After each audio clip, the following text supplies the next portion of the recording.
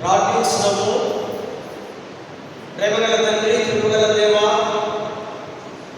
ప్రశస్తమైన ఘనమైన నామానికి మా నిండు కృతజ్ఞత వందనములు చెల్లిస్తూ వాక్యపు వెలుగులోనికి మా ప్రయాణం కొనసాగుతూ ఉండగా పరిశుద్ధాత్మ శక్తిని మాకు అనుగ్రహిస్తూ విలువైనటువంటి సందేశం ద్వారా మరొకసారి మేము క్రీస్తును పరిపూర్ణముగా సంపూర్ణముగా అర్థం చేసుకుని భయంతో, భక్తితో, శ్రద్ధతో వాక్యాన్ని విని లోతైన విశ్వాసంలోనికి ప్రయాణించడానికి సహాయం చేయగలరు.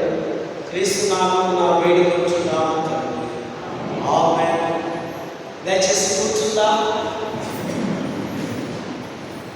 దేవుని పరిశుద్ధ నామానికి మహిమ కలుగును గాక. ఘనమైన, దివ్యమైన, గొప్ప భాగ్యం అనుగ్రహించినటువంటి విద్యార్థుల గారిని, వైద్యుల గారిని, నాయకులకు, ఆఫీసర్స్ మరియు సంఘమందరినీ కూడా యేసుక్రీస్తు వారి నామములో ఉదయకాల శుభములు, దైవాశీస్సులు మీకందరికీ తెలియపరుస్తూ ప్రేమతో నిత్య ఆరాధనకు ఆహ్వానాన్ని అందిస్తున్నాను. క్రీస్తునందు ప్రేమైనటువంటి దైవ సమూహమా, దేవుని సంఘమా,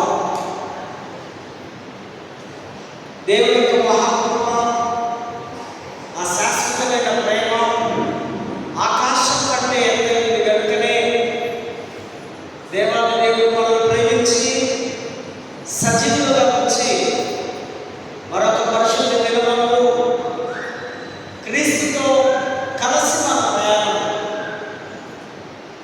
గురుగారైన యేసుతో మనం అడుగులో అడుగు వేసుకుంటూ దేవుని వాక్యాన్ని వినడానికి, వాక్యానుసారంగా జీవించడానికి దేవుడు మనలను సజీవులుగా ఉంచిన విధానం బట్టి దేవుడికి మరొక పర్యాయం మన శిరస్సును వచ్చి దేవుడికి కృతజ్ఞతలు చెల్లించవలసిన అవసరం ఉంది. ప్రాముఖ్యమైన అంశం ఇది, మన కొరకే దేవుడు రాయించినటువంటి అంశం, దళిత్ థియాలజీ. బానిసత్వం నుండి స్వేచ్ఛ, అణచివేయబడిన వారికి దేవుడు నడచుట. Dalit and Adivasi Sunday.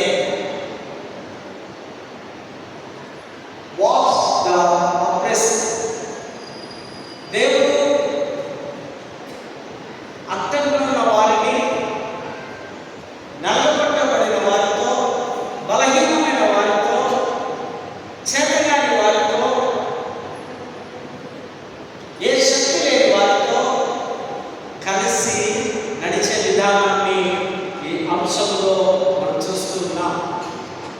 ప్రాముఖ్యంగా దళిత్ థియాలజీ, దళితుల యొక్క వేదాంత శాస్త్రం. దళితులు ఉన్నారు, ఆదివాసులు ఉన్నారు. దళితుల గురించి కొన్ని నిమిషాలు మనము జ్ఞాపకం చేసుకుందాం. దళ్ అనే సంస్కృతి పదజాలం నుంచి దళితులు అన్న మాట వచ్చింది. దళితులు అంటే మనకు అర్థం విరగబట్టబడిన, నలగబట్టబడిన, లేదా తుంచివేయబడిన, లేదా పనికిరానిదిగా. మన భారతదేశంలో మన పెద్దలు, మన సాంప్రదాయాలు చూసినట్లయితే సవర్ణ కులాలు, ఈ కులాలను 4 భాగాలుగా విభజించారు. అందులో మొట్టమొదటిగా బ్రాహ్మణులు అన్నారు, తర్వాత క్షత్రియులు అన్నారు, తర్వాత వైశ్యులు అన్నారు, తర్వాత శూద్రులు అన్నారు. బ్రాహ్మణులు యాజక వృత్తి చేయాలి. గుడిలో, దేవాలయంలో మరొక అర్చకులుగా, పూజారులుగా దేవుడికి వారికి ఉన్నటువంటి అనుబంధ ఆ ప్రేమ, దేవుని గురించి వారిలో నుంచి దేవుని చూడాలని యాజక వృత్తి ధర్మం వారు అనుసరించేవారు. వారిని హైయెస్ట్ అన్నారు. తర్వాత మరొకరు క్షత్రియులు, పరిపాలనా విభాగం, అడ్మినిస్ట్రేషన్, యుద్ధాలు చేయడానికి, రాజ్య పరిపాలన, వారు ఉన్నటువంటి ఆ ప్రాంతంలో కాపాడే విధానం, అడ్మినిస్ట్రేషన్ అంతా కూడా ధైర్యం గలవారుగా కొద్దిమందిని వారు ఆ విధంగా ఏర్పరుచుకున్నారు. తర్వాత వైశ్యులు, వీరు వ్యాపారాలు చేయడం, వ్యవసాయాలు చేయడం, వారికి కావలసినటువంటి పంటను అనేకులకు, ఆ రాజ్యాధికారులకు పండించివ్వడం, ఈ వృత్తి వారు పొందుతున్నారు. చివరిగా శూద్రులు, వీరు సర్వెంట్స్, వీరు బానిసలు. వీరందరికీ బానిసలుగా పనిచేయడం, వారి ఇళ్లలో పనిచేయాలి, వారి పొలాల్లో పనిచేయాలి, వారి అవసరతలు తీర్చాలి, వారి పిలిస్తే అప్పుడు వెళ్ళాలి. బానిస జీవితం. వారే కాకుండా వారి ఇంటిలో ఉన్న కుటుంబ సభ్యులందరూ కూడా బానిసలే. ఈ బానిసలు వారి కూలి పనులు చేస్తూ, వారి ఇంటి పనులు చేస్తూ, మరొక చోట ఎక్కువ కూలి వస్తున్నాయి అన్నప్పుడు మేము అక్కడికి వెళ్తామంటే ఈ యజమానుడు ఒప్పుకోడు. తక్కువ ఇచ్చినా వాడు ఎక్కువ ఇచ్చినా అతని దగ్గరే పనిచేసే ఆ బానిస, ఆ శ్రమ దోపిడి, వారి శ్రమానంతా దోచుకోవడం. ఈ శూద్రులు వారితో అటాచ్మెంట్గా ఉంటూ వారి సేవలన్నీ, వారి కోరికలన్నీ తీరుస్తూ, వారి ఇంట్లో ప్రతి పనులలో ఈ శూద్రుని కుటుంబాలు వెళుతున్నట్టుగా చూస్తారు. పొరపాటున వారి ఇంట్లో పశువులు చనిపోతే ఈయనే తీసుకుని వేటి పడేయాలి. వారి ఇంట్లో ఆ పశువు, ఆ పెండ, ఆ నంది ఒకప్పుడు 40-50 సంవత్సరాల క్రితం ఈ పనులు గ్రామాల్లో చేసేవారు. కాలక్రమేణా కాలాలు మారినాయి, విద్య వచ్చింది, విజ్ఞానం వచ్చింది, దేవుడి కృప వచ్చింది, అందరి మీదకి వచ్చింది. కనుక విద్యాలయ జ్ఞానాన్ని పొందుకొని మనిషి మార్పు చెందుతున్నాడు. ఈ 50 సంవత్సరాల నుంచి ఒక గొప్ప అభివృద్ధిలోనికి మనం వస్తున్నాం. ఈ ఎస్సీ, ఈ షెడ్యూల్ క్యాస్ట్, ఈ యొక్క దళితులు, ఈ దళితుల్లో ఎస్సీలో 2 భాగాలు మనం చూస్తాం. మాలా అని, మాదిగాపులు, ఇంకా చాలా ఉన్నాయి. కానీ ఈ 2 మేజర్గా మనకు కనిపిస్తాయి. వారికి ఎటువంటి స్వేచ్ఛ హక్కులు ఉండవు. సామాజిక పరంగా, ఆర్థిక పరంగా, ఆధ్యాత్మిక పరంగా వీరంతా వెనకబడి ఉన్నవారు. ఎటువంటి వాక్శక్తి లేదు. వాళ్ళ వాయిస్ సౌండ్ బయట వినిపించడానికి వీలు లేదు. కృంగిన దశలో ఉన్నటువంటి వారు, అట్టడి స్థాయిలో ఉన్నటువంటి వారిని, మరి మనకు తెలిసినట్టుగా మన జాతీయ నాయకులు వీరిని ఒక స్టాండర్డ్లోనికి, ఒక పొజిషన్లోనికి తీసుకుని రావాలని చాలా కృషి, చాలా గొప్ప సేవ చేసిన వారిలో మనకందరికీ తెలుసు డాక్టర్ బిఆర్ అంబేద్కర్. గొప్ప ఉద్యమాలు చేయడం, వారి ఫోకస్ అంతా, వారి దృష్టి అంతా వీరికి విద్యావంతులుగా చేస్తూ, వీరికి కొన్ని రైట్స్ కల్పించాలి, కొన్ని రిజర్వేషన్స్ కావాలి. ఆ రిజర్వేషన్ రిజర్వేషన్ ద్వారా వారు చదువుకొని ఒక మంచి పొజిషన్కి రావాలని, వారితో పాటు ఈ యొక్క అంబేద్కర్తో పాటు జ్యోతిబా ఫులే, ఈయన కూడా మహారాష్ట్రలో ఒక ఉద్యమకారుడుగా, తర్వాత కాన్షిగా సమాజ పార్టీ వారు, ఇదంతా ఎస్సీలే. వీరందరూ కూడా తన సొసైటీలో ఉన్నవారు కాదు, తమ కమ్యూనిటీని వారు వాళ్ళ కులస్తుల కొరకు వారు ఎంతో పాటుపడి ఎన్నో గ్రంథాలు రాసి ఎంతోమందితో ఫైటింగ్ చేస్తూ వారికి రిజర్వేషన్ను తీసుకొని వచ్చి ఉన్నారు. మన ఆంధ్రప్రదేశ్లో తెలుగు వారిలో భాగ్యారెడ్డి, ఈయన హైదరాబాద్ సంస్థానంలో ఒక మంచి లీడర్గా ఉండేవాడు. ఆయన ఈ ఎస్సీ పిల్లలకు, ఆడపిల్లలకు స్కూల్స్ కట్టించాడు. ఆయన ఆడపిల్లలు కూడా చదవాలి, వారు కూడా జ్ఞానవంతులు కావాలని మరి ఆయన భాగ్యారెడ్డి గారు. తర్వాత కత్తి పద్మారావు గారు, తర్వాత మొన్న వీరంతా ఈ మాదిగల, ఈ దండోరని, మాల మహానాడని కొన్ని విభేదాలు వస్తూ ఈ ఎస్సీలలోనే, దళితుల్లోనే ఇటువంటి విభేదాలు మనము చూసుకుంటున్నాం. అయితే దేవుడు ఎవరైతే అణచివేతలుగా ఉన్నారో దేవుడు వారి పక్షాన నిలిచి వారిని లేవనెత్తే దేవుడుగా ఈ దిన మనము గుర్తు చేసుకుంటున్నాం. కుల వ్యవస్థలో అత్యంత దిగువ ఉండి తరతరాలుగా అణచివేతకు గురవుతున్నటువంటి, నలగొట్టబడుతున్నటువంటి ఈ సమూహాన్ని, ఈ సమాజాన్ని, అందులో కొన్ని ఆ కులాల వారిని దేవుడు ప్రేమించి వారికి ఒక మంచి స్థితిని ఇస్తున్నట్టుగా మనం చూస్తున్నాం. క్రైస్తవ మిషనరీస్ వారు వచ్చి వారి బోధన బోధించి తగిన ఆర్థిక సహాయం అందించి అనేకులను క్రైస్తవ మతంలోనికి మార్చబడడం. కులము వేరు, మతము వేరు. మతం అంటే ఒక కులంలో నుంచి ఒక మతంలోనికి రావాలి. వాస్తవంగా మన కులం వేరు, కానీ మన మతం వేరు. ఆ కులంలో నుంచి మనం కన్వర్ట్ అయ్యాం. కన్వర్ట్ అయ్యే ఇప్పుడు క్రైస్తవ మతములో మనం కొనసాగుతున్నాం. ఈ కుల వ్యవస్థ ప్రాముఖ్యంగా మన యొక్క దేశంలో ఎంతగానో ఉంది.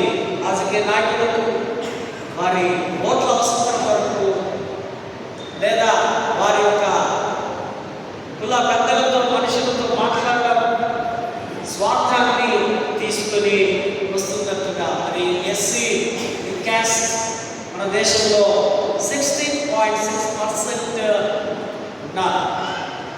దళితులను దోచుకోవడం, ఒకప్పుడు దళితుల్లో యవనస్తులైన అందమైనటువంటి స్త్రీలను అత్యాచారం చేయడం. మీకు గుర్తుందా? ఓ 40 సంవత్సరాల క్రితం అనుకుంటా, దగ్గర కారం చేరు అనే ప్రాంతంలో గొప్ప విప్లవం, గొప్ప యుద్ధం జరిగింది. దళితుల మధ్యలో, అగ్రకులాల మధ్యలో ఇటువంటి ఈ యొక్క ఎన్నో చరిత్రలో మనము చూస్తూ ఉంటున్నాం. సాంఘికపరముగా, ఆర్థికపరముగా, సమాజపరముగా నలుగుబట్టబడి ఉన్నారు ఈ దళితులు.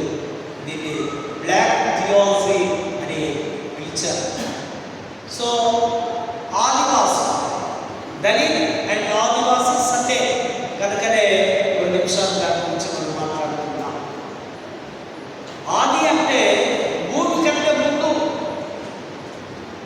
ముందు ఉన్నవారు. వాసులు అంటే వాసులు, వీరు అరణ్యవాసులు అంటారు.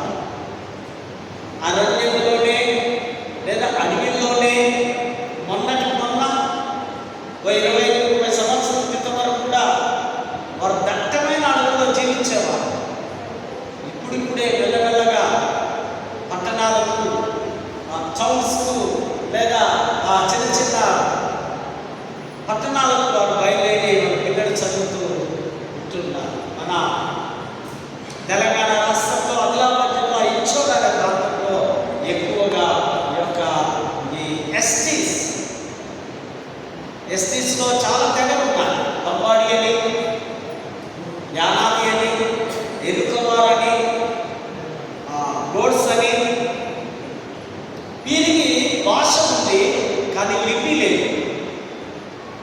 భాష అంటే నేను ఉన్నాను భాష, లిపి అంటే నేను ఉన్నాను రాయడం, అక్షరాలతో కూడినది. వీరికి ప్రకృతే దైవం. వ్యవసాయం చేసుకోవడం, జంతువులు వేటాడుకోవడం, ఆ ప్రాణులతో యుద్ధాలు చేయడం వీరి వృత్తి. వ్యవసాయంలో వారు ఆ భూమిని దేవుడిగా దేవతగా ఆరాధించడం. వీరికి కొన్ని సంకేతాలు ఉంటాయి. ఈ పక్షులు జంతువులతో వారు ఉన్నటువంటి అనుబంధం.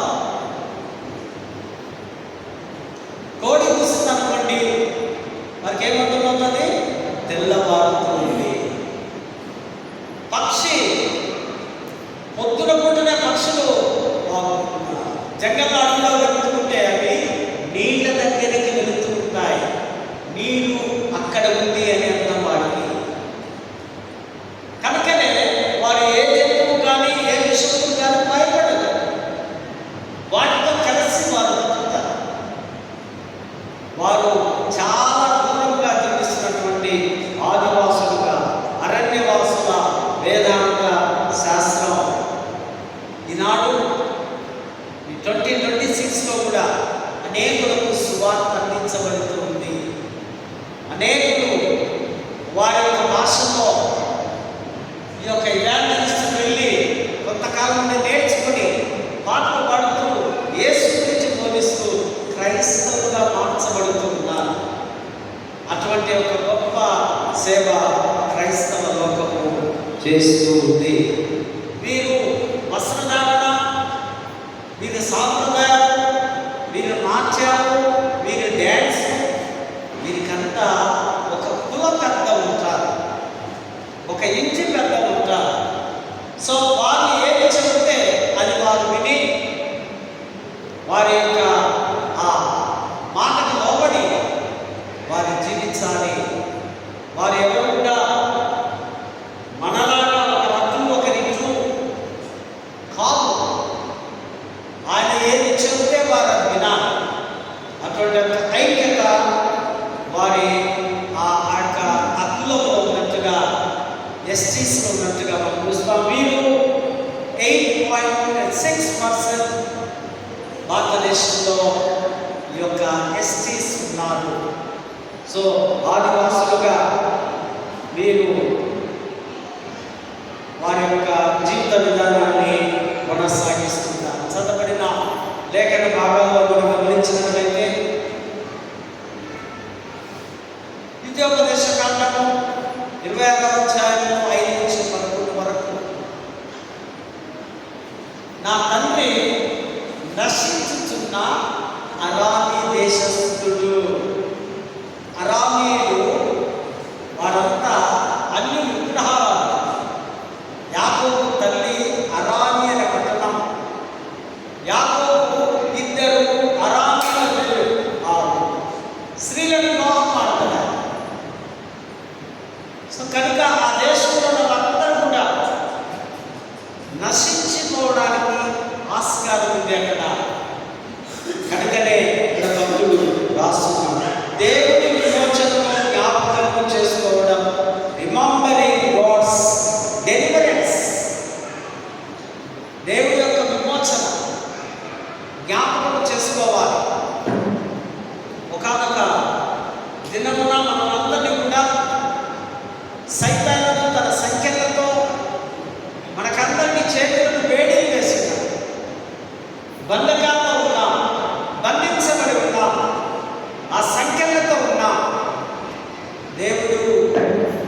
సంఖ్యలను విరగొట్టి ఉన్నాడు.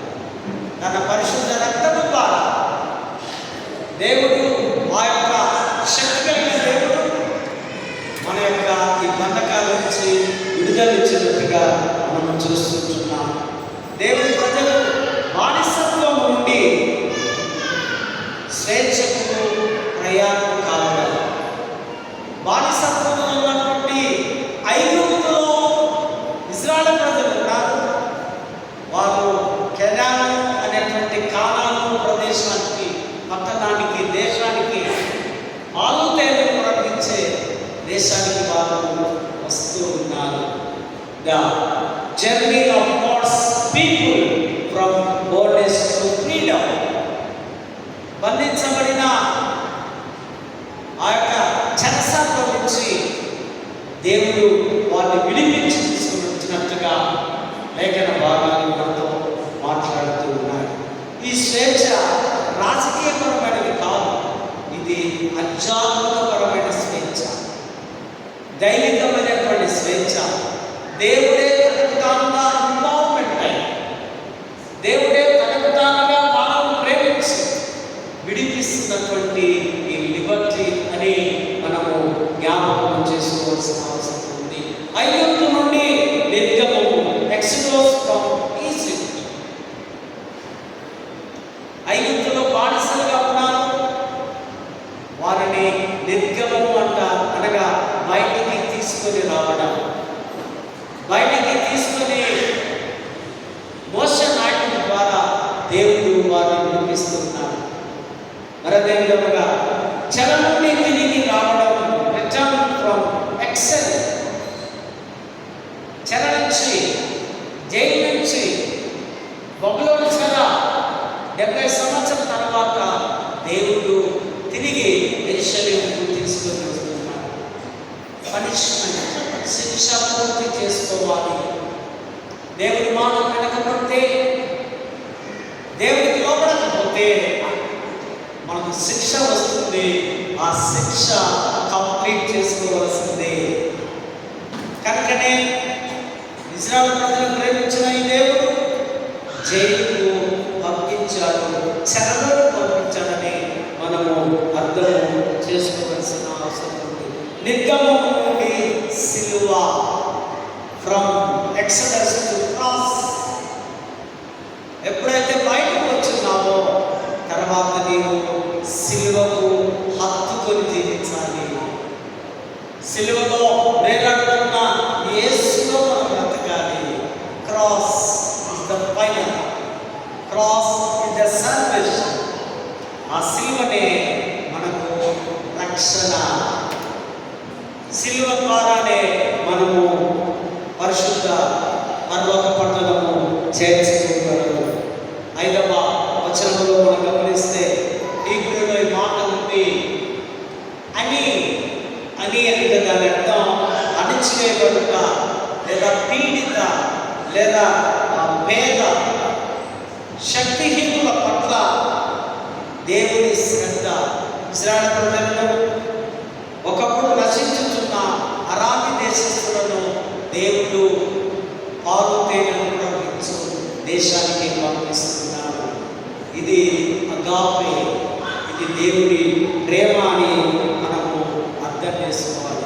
నా తండ్రి ఒకప్పుడు సంచారి, అనగా దిక్కు దశ, దిక్కులేని తనంగా తిరిగే వారిని, అరామ దేశంలో ఉన్న వారిని దేవుడు కనికరించి బయటికి తీసుకుని వచ్చాడని భక్తులు రాస్తున్నాడు. దేవుడి విమోచనకు గుర్తుగా అణచివేయబడ్డ వారిని దేవుడు పైకి ఎవరైతే దేవుడిగా మనము యెహోవా దేవుడిని ఇక్కడ మనము గమనిస్తుంటున్నాం. 7వ వచనంలో మనం గమనించినట్లయితే దేవుని మొర పెట్టడానికి, ఈ ప్రజలందరూ దేవుడికి మొర పెట్టినప్పుడు దేవుడు వారిని విడిపిస్తూ ఉన్నాడు. ఆయన వారిని విడిపించి ఆయన మొరను విని 8వ వచనం చూస్తాం, యెహోవాను రప్పించి ఇశ్రాయేలు విమోచన దేవుడి వలననే కలిగింది. వారి సత్యాన్ని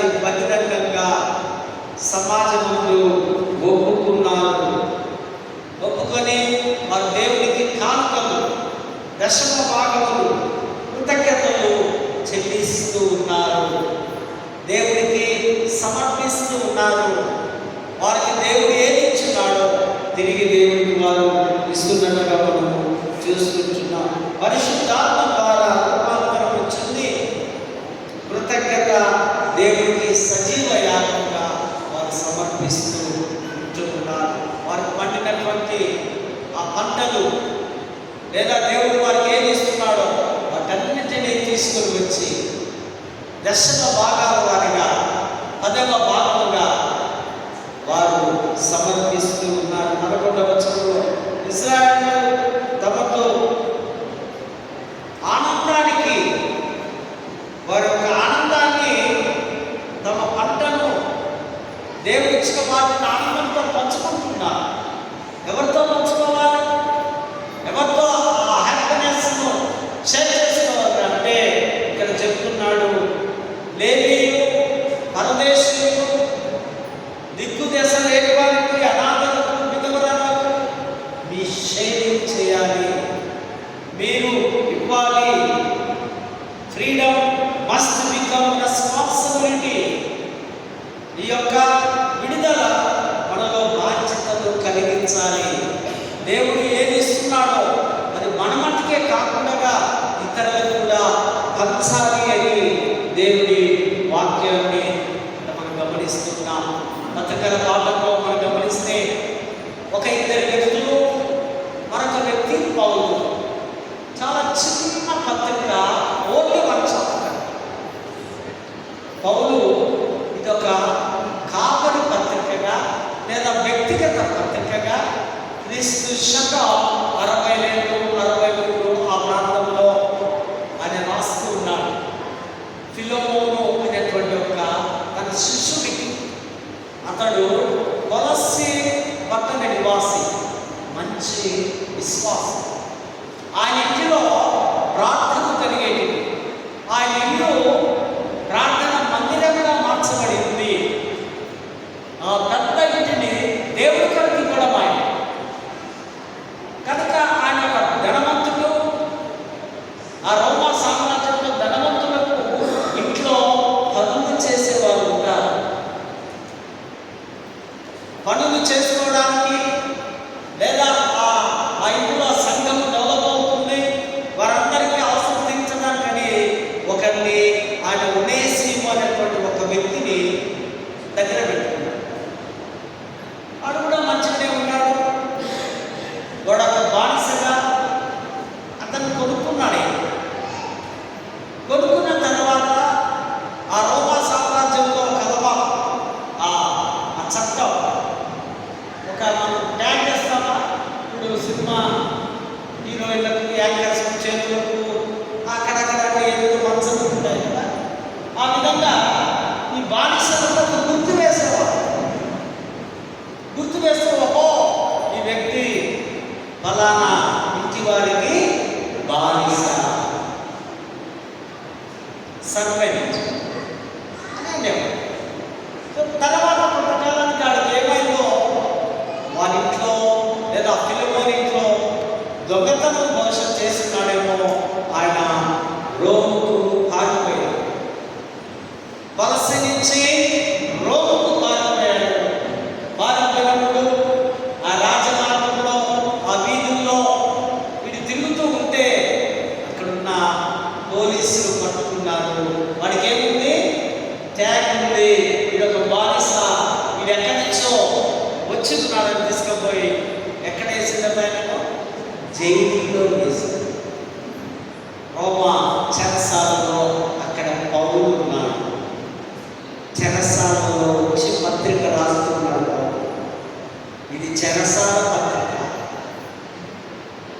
రాస్తూ పౌలు చేతులు పడ్డాడు. పౌలు అనేంటి? దొంగలను, చెడ్డవారిని, దుర్మార్గులను మార్చేవాడు కదా. సువార్త చెప్పడమే ఆయన పని. సువార్త చెప్పగా చెప్పగా చెప్పగా ఇది చిన్న దొంగతనం కనుక వానికి వెంటనే బయలు వచ్చింది. ఆయన వెళ్ళిపోవచ్చు అని అన్నారు అధికారులు. పౌలు పత్రిక రాసి పంపుతున్నాడు. బాబు ఫిలోమోను, ఇదిగో నేను ఒక లెటర్ రాసి పంపిస్తున్నా. ఒకప్పుడు నీకు నిష్ప్రయోజనమేమో, ఇప్పుడు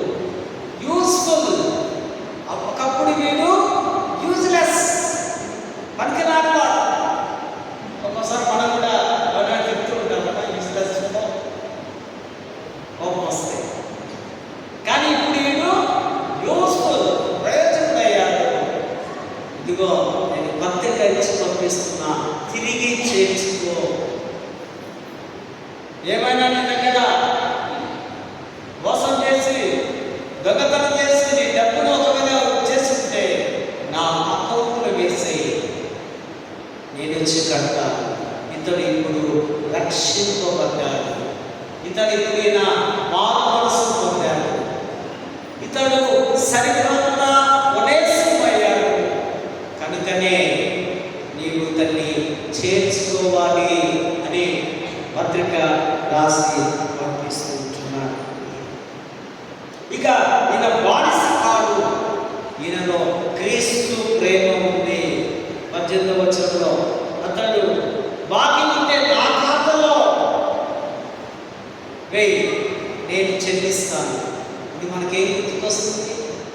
క్రీస్తు సిలువ గుర్తు చేస్తూ ఉంది. మనందరి కొరకు సైతాన్ని చేతిలో ఆయన వెల చెల్లించి నిన్ను నన్ను రక్షణలోకి తీసుకెళ్ళవచ్చు. ఈరోజు దేవాలయంలో ఆరాధిస్తున్నామంటే ఇది ఆశామాష పని కాదు. రక్షింపబడ్డవారు, క్రీస్తు నామాన్ని ఎరిగిన వారు, క్రీస్తు ప్రేమను పొందుకున్న వారు మాత్రమే దేవాలయంలో కూర్చొని ప్రభుతో కలిసి మన ఆరాధన కొనసాగుతుంది. ఇది క్రీస్తు శిలువ గుర్తుగా ఉంది.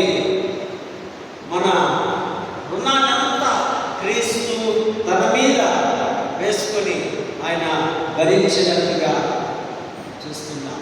మన హోదా, స్థానం ఆయన నుంచి మనకు వచ్చి ఉన్నాయి. కనుక మన ధనం కేవలం ఇవన్నీ కూడా క్రీస్తు కృప మీదనే మనకు పొందుకొని ఉన్నాం. కనుక వెంటనే ఆ లెటర్ తీసుకొని బహుశా వదిలేసి వెళ్ళి తిరిగి తన ఇంటిలో ఉండి ఉండవచ్చు. సువార్తల పాఠంలో కూడా మనం గమనిస్తే మనకంతా తెలుసు. ఎన్నో పర్యాలను మనం విన్నాం. ఎవరైనా ఇక్కడ ఒక సంభాషణ జరుగుతుంది, మంచి సంభాషణ. యేసు ప్రభు వర్సెస్ సమరయ స్త్రీ. ఈ యూదులకు సమరయులకు మధ్య చాలా అగాధం ఉంటుంది. అసలు వీరు ఎదురుగా యూదులు సమరయులు చూడడానికి కూడా ఇష్టపడరు. ఇది మనం చూసుకుంటున్నాం. యూదయ గలిలయ మధ్య సమరయ ఉంది. మీరు న్యూ టెస్టిమెంట్ మ్యాప్స్ చూస్తే అక్కడ యేసు ప్రభు సేవ చేసిన ప్రాంతం యూదయ, గలిలయ, సమరయ అని అన్ని విజిట్ చేశాడు. ఈ సమరయ సుఖాల అనేటువంటి ఒక విలేజ్, ఈ షోమ్రోన్ దాని ఒక పట్టణంగా వీరంతా సమరయులు అని పిలిచారు. సమరయుడు అంటే మరొకరు మన జ్ఞాపకం రావాలి. ఎవరు? మంచి సమరయుడు. మరొకరు గుర్తుకు రావాలి. ఎవరు? కుష్ఠరోగి అయిన సమరయుడు కదా. యేసు ప్రభు ద్వారా ఆయన రోగం కూడా పెట్టుకొని ఆయన ఒక్కడే ప్రభు దగ్గరికి వచ్చి కృతజ్ఞత చెప్పడానికి పరిగెత్తుకుంటూ వస్తే ప్రభు అంటాడు, బాబు 10 మంది కదా, ఆ యూదులు 9 మంది ఎక్కడ? వాడి దయాలు అయిపోయాడు. వీడు ఒక్కడికే కృతజ్ఞత. సమరయ గురించి ఒక 2 నిమిషాలు మనం తెలుసుకోవాలి. ఎక్కడ ఉన్నారు? 2వ రాజులు 17వ అధ్యాయము తర్వాత మీరు ఇంటికి వెళ్ళి చదువుకోనండి. అక్కడ వారు అశ్షూరీయులు క్రీస్తు పూర్వం 722 సంవత్సరంలో అశ్షూరులు ఆ సామ్రాజ్యం రాజులు వచ్చి ఈ ఇజ్రాయెల్ మీద దండయాత్ర చేసి యుద్ధం చేస్తే వీళ్ళు ఓడిపోయారు ఇజ్రాయెల్. అప్పుడు అశ్షూరులు చెరకు తీసుకొని వెళ్ళారు. బబులోను చనిపోయారు, అశ్షూరు చనిపోయారు, ఐగుప్తు చనిపోయారు. పాత నిబంధన హిస్టరీ చాలా బాగుంటుంది. చాలా చదవలు ఉన్నాయి. అశ్షూరులు నేడు దినాలు లేవు. వారు చాప్టర్ క్లోజ్. ఇక మరెన్నడూ వారి చరిత్రలో మనకు కనిపించారు. ఒక యూదులు మాత్రమే, యూదా సామ్రాజ్యం మాత్రమే మనకు కనిపిస్తుంది. సో వారు యుద్ధం చేసి చెరకు తీసుకొని, చెరకు ఎటువంటి వాళ్ళని తీసుకెళ్తారు? మంచి బలం ఉన్నవారు, శక్తి ఉన్నవారిని, జ్ఞానవంతులను తీసుకొని వెళ్ళిపోయారు. గుడ్డివాడు, చదువువాడు, బలం లేనివాడు, ఏ జ్ఞానం లేని వారిని వేస్తూ మా దేశాన్ని తీసుకుపోయిన గుర్తుగడ్డ కానీ కొద్దిమందిని వదిలేసిపోతే వీళ్ళు ఏం చేసిందట, మెల్లగా ఆ కనానీయులతో, అశ్షూరు వాళ్ళతో వివాహ సంబంధాలు, పెళ్ళిళ్ళ కార్యక్రమం స్టార్ట్ చేసుకుంటే, పెళ్ళిళ్ళ కార్యక్రమం స్టార్ట్ అయిన తర్వాత, వివాహ వ్యవస్థ స్టార్ట్ అయిన తర్వాత, కుటుంబ వ్యవస్థ, కుటుంబం అంటే పిల్లలు కలగడం, ఇక వారికి వీరికి ఈ సంకర జాతి లేదా ఆ యొక్క డిస్టర్బెన్స్ ఉన్నటువంటి కుటుంబాలు, వారికి వీరికి కలిగిన సంతానమే సమరయులు. కనుక యూదులు నిస్సంగతినవారు, ఇటువంటి వాళ్ళ దగ్గర కుదరవు. కొన్నిసార్లు మనం కూడా, మన పిల్లలు కూడా ఇటువంటి పనులు చేస్తూ ఉంటారు. సరే, ఒక్కరి మా తెలిసిన వారి గురించి ఒక మాట చెప్పి నేను క్లోజ్ చేస్తాను. వాడి భార్యేమో నా చిన్ననాటి ఫ్రెండ్ చుట్టూ కూడా అవుతారు, రైల్వేస్లో పనిచేస్తారు. హెబ్రోను భక్తులు పాపం, ఒకే ఒక బిడ్డ. చక్కగా పిల్ల దేవాలయానికి వెళ్ళి చిన్నప్పటి నుంచి బయట చదవడం, ఇంకా అన్నీ ఆ రూటు తల్లి గర్భంలో వచ్చే క్రైస్తవులు కదా, అంతా బాగుంది. 10th క్లాస్ లెవెల్లో, 8th క్లాస్ 9th ఎప్పుడైతే ఏమో ఆ ఎల్లు ఒక హిందువును ప్రేమించుకున్నారంట. చిన్నప్పటి నుంచి మంచి MBA student, one fine day విస్తర గట్టి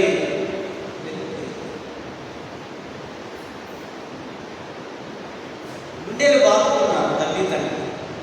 ఇది చూస్తే పవర్ఫుల్ సంఘం అంట, కానీ ఆ అమ్మాయిలో లోకంలో పాపంలో శాపంలో పడిపోయి ఇప్పుడు పూర్తిగా ఏమైపోతుంది వాళ్ళ చేతిలో పడితే.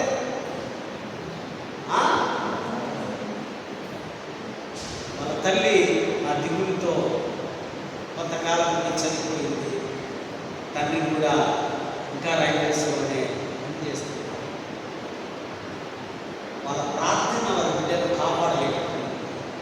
వారి భక్తి ఇక్కడ నడవడం లేదు. కారణం ఏమిటంటే, నీ నోటితో నీ సొంత ప్రార్థన నీకు నీవుగా దేవుడికి సమర్పించుకుంటే, ప్రభువా నీ పాపం శాపంలో నుంచి నన్ను తొలగించు, నన్ను బయటికి తీసుకురాలి తప్ప ఎవరో ఏమో చేస్తాననుకుంటే అదంతా కుదరని. ఇక్కడ ఈ సమరయులు అటువంటి వారుగా నేటికి కనిపిస్తారు. యేసు ప్రభు ఆ ప్రాంతానికి వచ్చున్నాడు మధ్యాహ్నం. సమరయ స్త్రీ కదా, మార్నింగ్ వాటర్ రాకూడదు, ఈవినింగ్ వాటర్ రాకూడదు. అక్కడ ఉన్న పెద్దవాళ్ళు వాళ్ళందరూ రావాలి, ఒంటరిగా ఆయన వచ్చి తీసుకుపోవాలి. వచ్చింది, ఆమె వస్తుందని ప్రభుకు తెలుసు. ప్రభు మనల్ని మార్చాలనుకుంటే, తన రెక్కల కింద భద్రపరచాలనుకుంటే ఆయన ప్లాన్ చేసుకుంది. ఆయనే ఆమెను మీట్ కావడానికి, కలవడానికి యాకోబు బాధ్యతకు వచ్చి అక్కడ కూర్చొని ఆమె నాన్ననే ఆ మాట ఈ మాట మాట్లాడి అడుగుతున్నాడు, నాకు దాహం వేస్తుంది వాటని. ఆమెకు అర్థమైపోయింది, ఈ మనిషి వేరు, ఈయన వస్త్రధారణ వేరు, ఈయన భాష వేరు, ఈయన మహాజ్ఞానిగా ఉన్నాడు. బహుశా ఇతను యూదుడే, ఈ ప్రాంతంలో మేము తప్ప. సమరయ ప్రాంతం కదా, యూదులు ఎవరు రాదు. అర్థమైపోయింది, అయ్యా నీకు ఇవ్వడానికి వీలు లేదు. నేనేమో సమరయ, నువ్వేమో యూదులు, నీకు మాకు పొత్తు లేనే లేదు.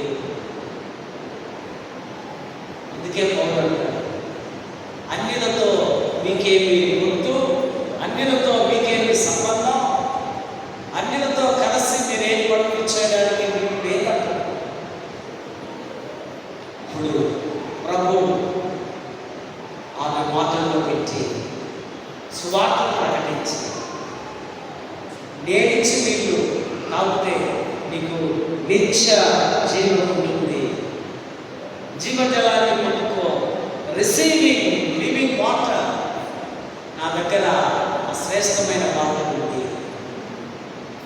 ఎప్పుడైతే సువార్తని చెబుతున్నామో అప్పుడు ఆమెకు అర్థమైంది ఆయన మెస్సయ్య, ఈయన సామాన్యమైన వ్యక్తి కాదు, ఈయనే మెస్సయ్య అంటూ వారి ఊరికి వెళ్ళి వారి ఊళ్ళో వారికంతా ఈ గుడ్ న్యూస్ ఆమె ప్రకటించింది. ఆ ప్రాంతమంతా క్రైస్తవులుగా క్రీస్తుని అంగీకరించేవారు. తర్వాత ఫిలిప్పు అనేటువంటి ఒక మంచి యంగ్ బాయ్ సమరయ ప్రాంతానికి వెళ్ళి ఆయన సేవ చేసినట్టు మనము చూసుకోవచ్చు. ప్రేమైనటువంటి వారు, దేవుడు అత్యంత స్థాయిలో ఉన్న వారిని లేవనెత్తేవాడు. మన స్థితిగతులు ఎలా ఉన్నా దేవుడి దృష్టిలో మనం పడుతుంది. దేవా, నీ వైపు నేను చేస్తున్నాను, నన్ను నీవు భద్రపరచు, నీ కొరకు నన్ను వాడుకొని ప్రార్థన చేస్తే తప్పక దేవుడు మనల్ని తన కృపలో ఎత్తుకొని ఆయన భద్రపరచగలడు. క్లైమాక్స్లోకి నేను వస్తున్నాను. పాత నిబంధనలో బానిసల నుండి బయటకు వచ్చినప్పుడు దేవుడు వారితో నడుస్తూ ఉన్నాడు. చాలా మందితో దేవుడు నడిచాడు. మోషేతో కూడా నడుచున్నాడు కదా, అహరోనుతో నడుస్తున్నాడు, ఐగుప్తు దేశంలో ఆ ప్రజలతో నడుస్తున్నాడు, ఆ 40 సంవత్సరాలు ఆ అరణ్యంలో వారితో నడుస్తున్నాడు. ఆయన నడవలేని చోటంటూ ఎక్కడా లేదు. ఆయన మనతో కూడా ఈ దినం ఈ సమయంలో ఆయన మనతో కూడా నడుస్తూ ఉన్నాడు. పౌలు అంటున్నాడు, బానిసైనటువంటి హృదయశీలుడు సహోదరునిగా చూడు, ఇక నీ కనిదృష్టి మార్చుకోపిలోను.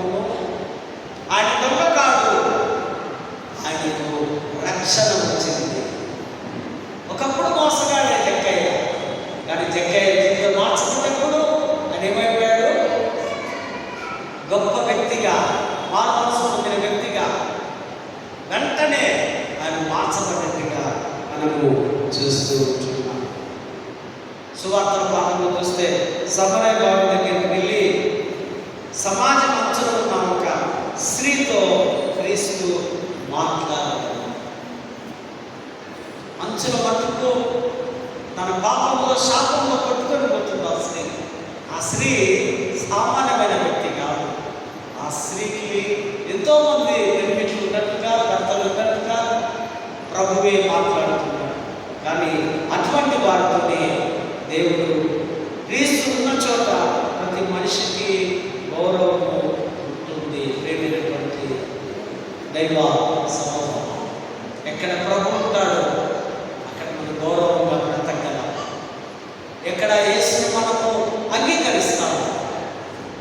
ఈ సిఎస్ఐ వెస్టించే తెలియక రక్షింపబడి క్రీస్తుని అంగీకరించింది కనుక క్రీస్తు వాక్యం లేదా క్రీస్తే మీ హృదయాల్లో సమృద్ధివంతంగా ఉన్నాడని మనము అర్థం చేసుకోవాల్సిన అవసరం ఉంది.